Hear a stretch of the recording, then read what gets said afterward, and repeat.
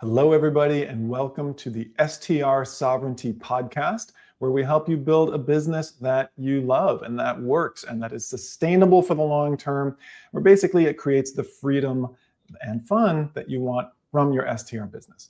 My name is Steve Haase from Yada. I'm here with my co-founder and CEO, Peter Ojdrovich from Yada. And how are you doing today, Peter? I'm doing great, man. Glad it's a Friday. How are you doing? I'm doing great too.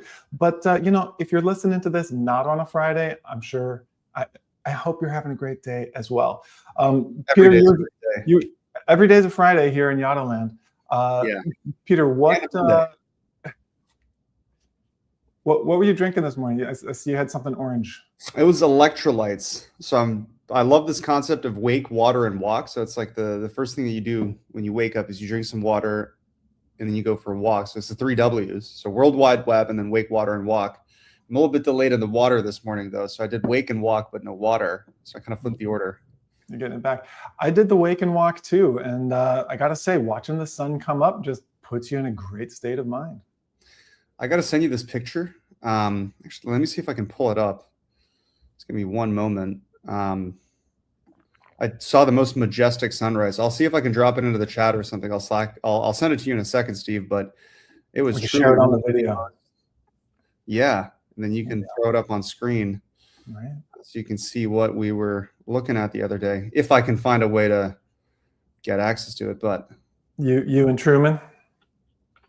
No, it was. I recently got a new camera.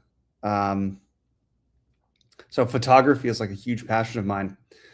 And I recently got this new camera that has a phenomenal lens and a phenomenal sensor. So I like those like point and shoot cameras that you have the lens attached to the sensor. They're just easier to carry around and easier to kind of travel with and things like that. Like, if I had the bandwidth, I'd have like a big camera with a bunch of different lenses. But in photography, the top of the line is always Leica. But Leicas are super expensive. They make the best photos, but they're super expensive. And right below them, Sony makes this really tiny camera that's like roughly this size, that has one of the best Zeiss lenses ever made and a huge 100 megapixel sensor that is just phenomenal. So it kind of beats everything out for like a quarter of the price of anything else. So it's still uploading, Steve, but I think as soon as we'll share it with the video feed. So my question for you, Peter, is there anything in your life for which you are not a huge nerd? No, I think everything that I do, I nerd out completely on. I was like, you sound like you're talking about, the Yada code base, but this is your hobby. Like, is there something that you just kind of vibe with, or is it all, megapixels and data points? No, this you'll see when the picture gets to you on Slack.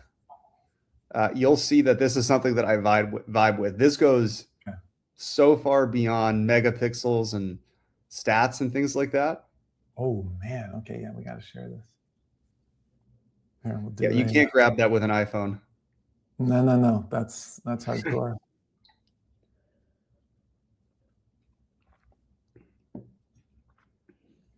There it is, folks.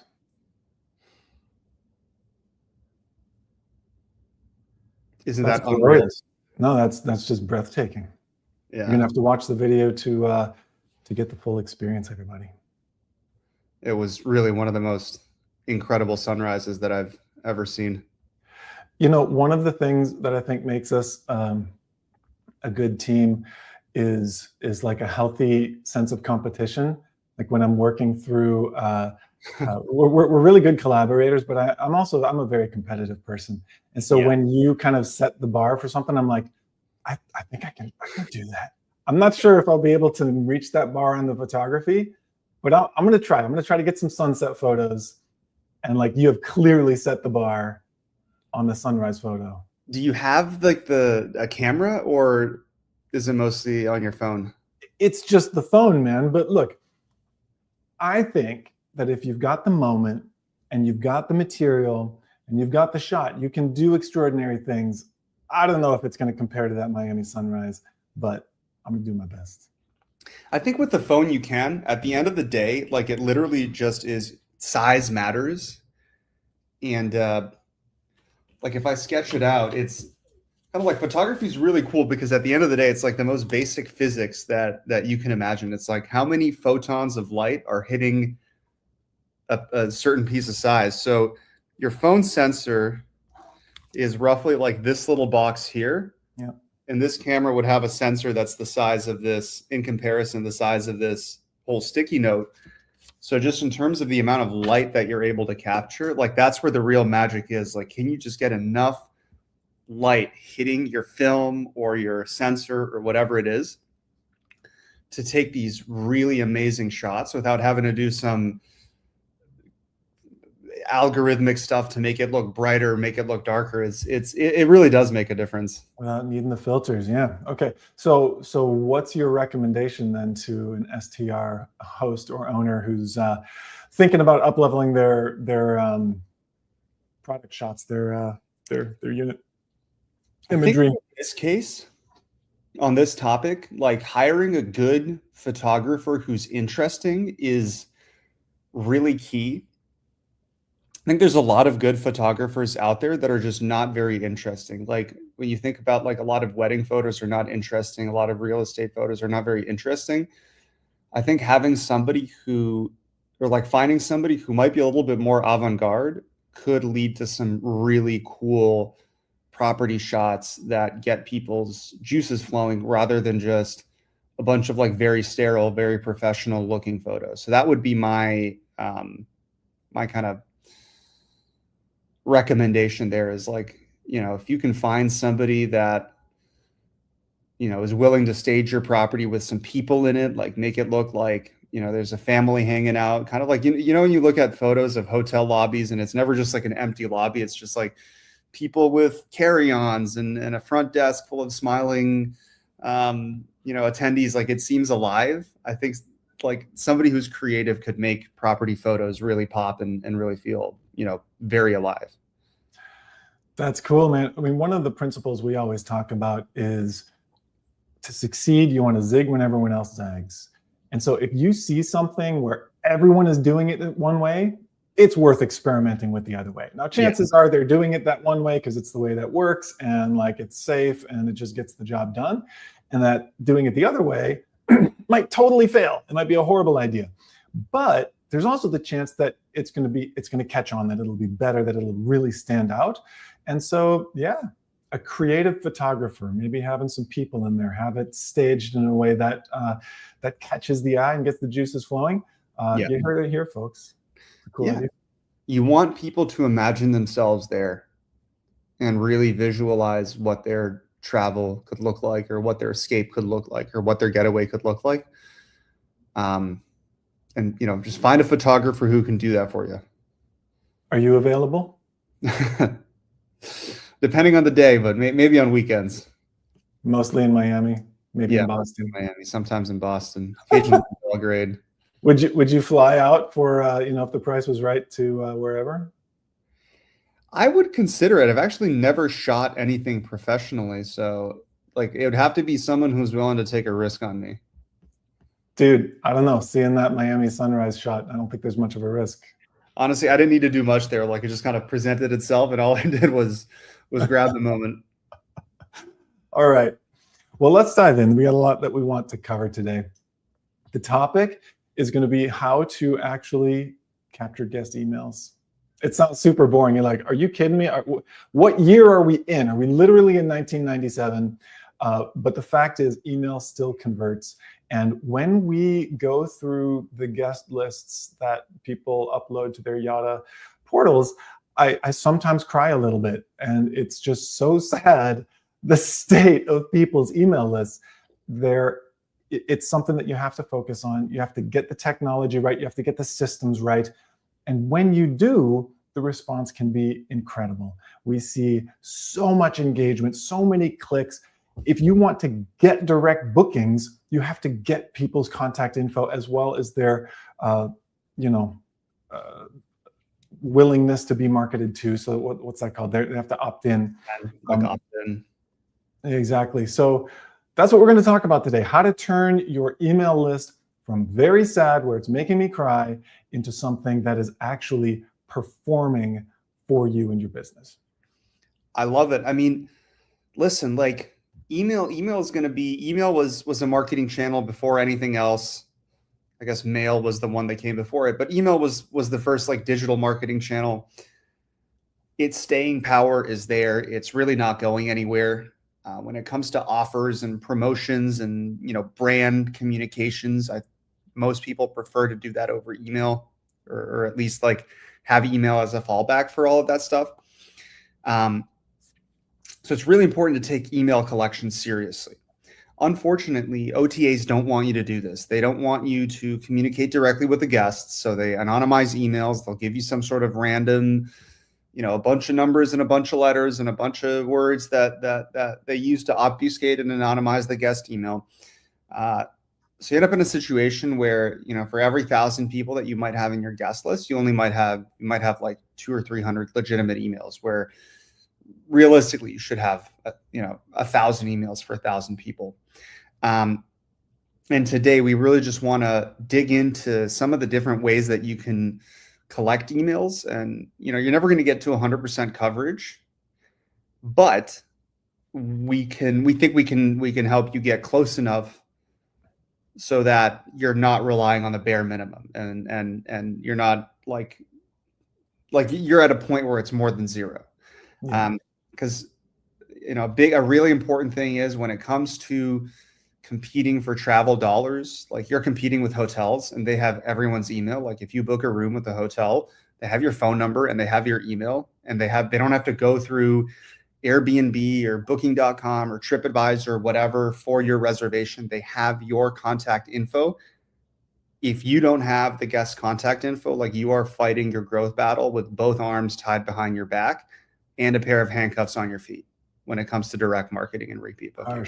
Harsh, man. That is harsh. But it's true. I mean, it really is. So the place to begin is in wanting to do this. It literally starts with saying, okay, this is now an initiative in my business. I'm going to start building my direct contact database. Because if you don't want to do it, no one's going to give it to you. Like you said, Peter, these details are obfuscated. It used to be just the email, and now it's also the phone. Airbnb is hiding the phone numbers, so that the number that you have is just a VoIP, and as soon as the reservation is over, the number is over too. So you have to find ways to build that database. And so there's this maxim in business that what gets measured, something about measurement and management. Measure gets improved upon. Like, you can only measure, or you can only improve that which you measure upon. Yeah. So the place to begin is saying, I want to do this. This is where I'm currently at, and this is where I want to get. So you have to kind of put on your manager hat. If you're running the company, you're often, you're the host hat, you're the maintenance hat, you're the, scheduling the people hat, and then you have to be in the business growth hat. And so that's where you begin, is saying, I want to increase this. Here's where we currently are. Here's where we want to get to. And here's what we want to do with that. Because it's one thing to have a bunch of email addresses. It's another thing to turn it into campaigns that result in direct bookings. So you have to kind of tie those points together in your own mind and communicate that to anyone else who is on your team. Completely. Very, very important. Very, very critical. Do you want to dive now into some of the ways that folks can just spin up like email collection right out of the box? And, I think everyone understands the philosophy of why they need to collect emails. Like, let's talk about how to do that and how to get those emails coming and flowing. So there's how to get the emails flowing into your system, and then there's how to actually get them into the marketing system. Because it's one thing to just have a CSV of emails, but it's another thing to have it connected to opt-in information, connected to stay information, connected to the message history associated with that email. The more context you have for that person on the other end of the email address, the richer your messaging can be, and the more hospitable and personalized that messaging is going to be. So yes, let's talk about how to get those emails, but let's make sure we always tie it into the system that's actually going to turn them into repeat bookings. Yeah. So email collection, I think, needs to start from the moment of booking. And the moment somebody confirms a reservation, a survey or some sort of call to action needs to be included in the automated messaging that goes out through Airbnb, whether it's to a system like Yada Guidebooks with surveys or something else.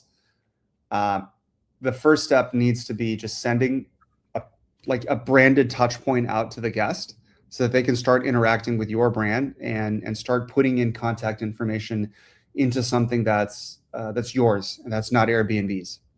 So our first big recommendation is to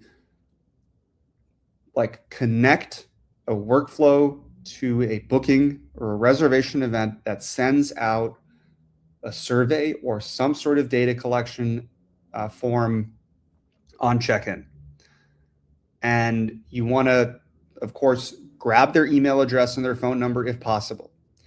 You want to find and grab the email address and phone number of anybody who's traveling with them. So you're not just grabbing the contact information of the booker. Again, this is Airbnb, this isn't hotels. So usually it's people traveling as groups or traveling with families or traveling with their partner. You always have the ability to increase the number of contacts that you get from the one person that just booked to everyone that's in their party. And third, for each of those people, you really want to be understanding why they're traveling. So tying that to a survey, like what is the reason for your visit? What brings you here? How far away are you flying in from? Like stuff like this helps you, number one, and most importantly, deliver a great experience. Because if you know why they're traveling and if you know why they're staying with you and all these things, then you can provide a better experience. But second, enriching that contact info so that when a year rolls around or 6 months rolls around or their booking anniversary comes around or you want to send a marketing email, you have all of this context that these systems that Steve, that you were talking about, can use to send personalized notes and personalized offers and loyalty and rewards and things like that to the people that were on that reservation. So it all starts with sending surveys and forms on confirmation to get contact info so that you can then start building the customer persona and profile, enriching that profile, understanding who that person is, who they're traveling with, why they're traveling, so that down the road, you can build a great relationship with them. So those are some of the digital methods, probably going out through the OTA messaging channels. Now, there's a chance that as you send those out, they will be obfuscated. Sometimes they don't like sending links. They don't like sending check-in forms. There's all kinds of challenges that are thrown up in your way. So if you are not able to send those, or if people aren't filling those out, you do also have the options for in-stay email and phone number acquisition. So for in-stay, this kind of brings up a core point around building your email list. There's the method of kind of forcing people to do it, where you withhold something in order to get that email, which can be effective, but you have to make sure it doesn't feel obnoxious, because that is not a good guest experience. And then there's the method of encouragement. It's kind of the carrot and the stick, where you give something awesome if people share their info with you. And so let's talk about both of those. With Yada, we have the idea of the smart spaces. So it's a QR code that you scan and you get access to the guidebook, and then you can fill in your info for access to the Wi-Fi code and password. That's not the only place you would put it. Obviously, you'd have it over by the router so people could enter it. But if they want that extra convenience, they can enter their info there. Yeah. But then there's also the entire idea of the loyalty program, where they can earn points, they can earn perks, they can earn things towards this trip or future trips by entering their email, by sharing it with their party, by having people in their party fill it out. So everyone can be earning points. That's kind of the carrot side of things for that in-stay data capture, which is just as important as the pre-stay. And I think the carrot is frankly far more effective than the stick. If you're gatekeeping internet access or gatekeeping, the hot tub timer, something like that behind email, you're kind of going against the spirit of hospitality, but rewarding the customer for submitting their contact info with loyalty, with points, with all of these things that let them have a great experience now and again in the future is far more effective. And That's really works. hospitality. Yeah. Yeah. And you can do it in stay. Like, our smart spaces, we have smart spaces just for cover cards, and we have smart spaces for loyalty. Like, we have variations that you can use to get people to sign up for a loyalty program, to just get connected to the internet, et cetera. So when somebody goes into your unit and they see that big QR code and that PDF offer that QR code that they can scan, and it says like, hey, scan here for to enroll into our loyalty program and get free perks and discounts and points and things like that towards this stay and your next stay, or even like, scan here to get points that you can use for a late checkout. And if there's 5 or 6 people staying and a late checkout is, 300 points or 500 points or whatever, getting those 5 or 6 emails in there and getting like everyone in the party to connect to loyalty and create a loyalty profile for that property is huge. And they all get points. And then the person that initially made the reservation gets, points for inviting their friends, and then they can purchase that late checkout or insure that late checkout for points. And from one email, you now have 5 or 6 or 7 or 10. And they're all actual emails rather than the, OTA aliases. Legitimate emails for legitimate visitors. Which is huge. And so getting back to this idea of turning raw data into something that you can use, that really is where the value comes in. Anyone can just buy a list of people to spam, and then you can just start sending emails to people. But if you have context on who these folks are, and you're able to speak to the relationship that you have with them, and you're able to do so in a way where you have confidence that you're not going to reach out to folks that had a bad stay or you don't want to come back for whatever reason, that is actually the gold. Because plenty of people have info, but the fear over emailing someone who left a bad review or inviting back someone who trashed the place, sometimes trumps the desire to get back in touch. And there's enough inertia in place where you're like, I don't want to take that risk. So being able to operationalize data to outreach is a huge part of the value equation. And figuring that out for your business is going to help you actually move forward with effective direct marketing. Yeah, it really is. I think what's really important here is that, I wouldn't let a couple of bad apples dissuade anyone from doing email marketing and collecting email addresses and contact info.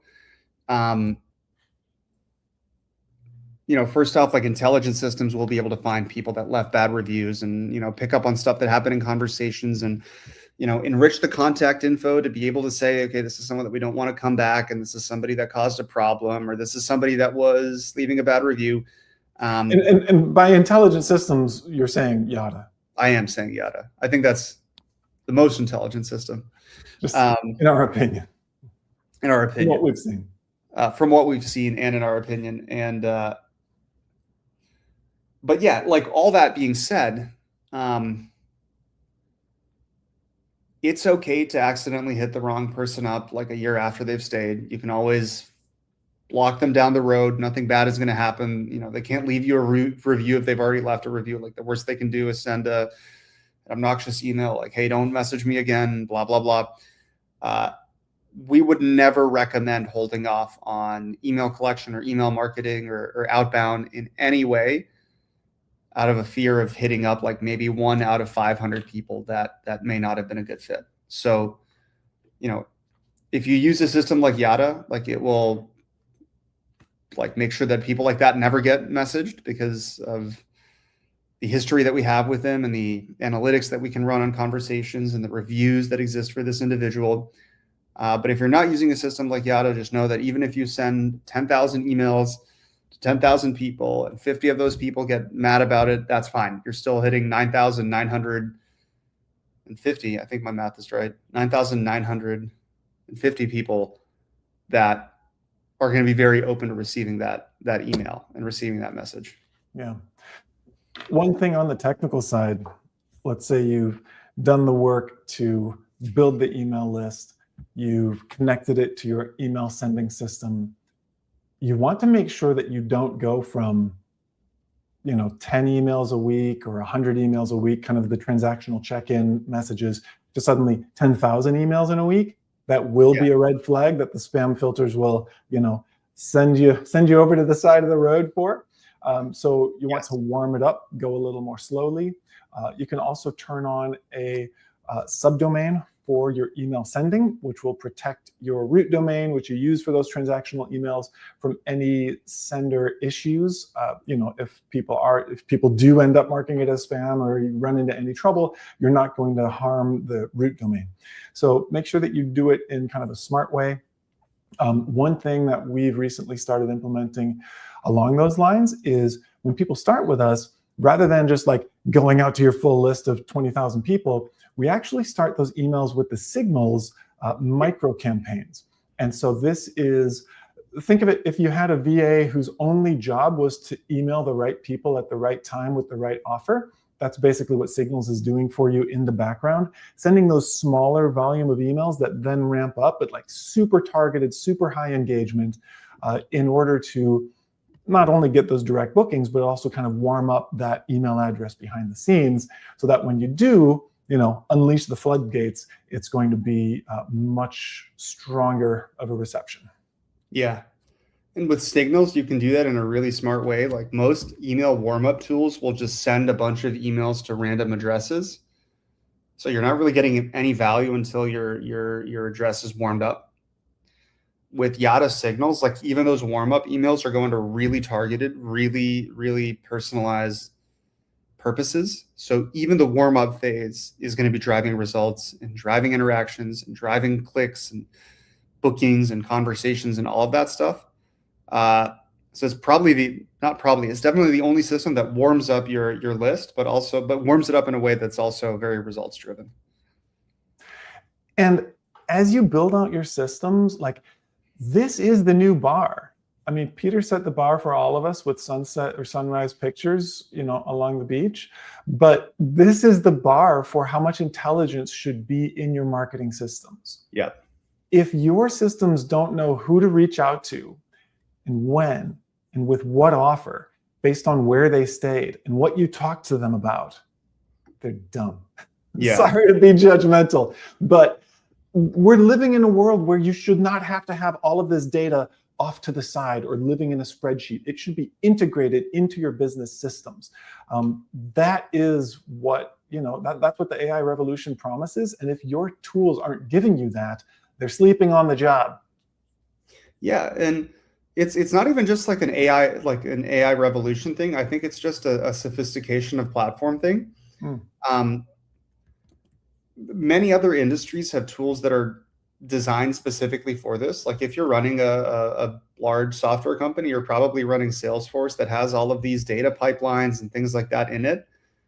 And it helps companies that do tens of billions a year in revenue understand, where their money is coming from, and what email addresses they have and what contact info they have and how to use it and how to enrich it and how to activate it and all this stuff. Unfortunately, no one's really done that for short-term rentals. There really isn't sophistication here, and we at Yada are trying to change that. So, a lot of these things that, as you said, Steve, like, you previously would have had to kind of hack together with a spreadsheet and be lost in this quagmire of really tough, complicated, unscalable data management and enrichment and email collection and all of that. That's all gone if you use a system that enables you to do that specifically for this type of business and for this type of use case. That's exciting stuff, man. Honestly, this is what has me feeling like TGIM. I love Mondays. I love the work that we're doing, because it takes something that is so broken, like it's so broken that you're trying to grow a business with no guest data, like no ability to market to your past customers. That is just deeply broken. And we're trying to fix it. And so some of it is philosophical, some of it has to come from, you know, your own vision for your STR business, but then the rest of it has to come from the partners that you bring on, the vendors you work with, and the vision that they have for your business too. Yeah, exactly. And it makes a big difference when you do it right and you do it at scale and you do it intelligently. Like what your capabilities as an operator grow by a factor of 20 when you start intelligently collecting contact info, intelligently using contact info, and you know, building your way and building your business in a way that every other business is built. There you go. So if that sounds good to you, we'd love to have a chat. Come on by, say hi. We're at yada.ai. We're on all the socials. Hopefully you might be seeing this video there. And yeah, we'd love to see how we can help you grow your STR business as well. Absolutely. Talk to you next time.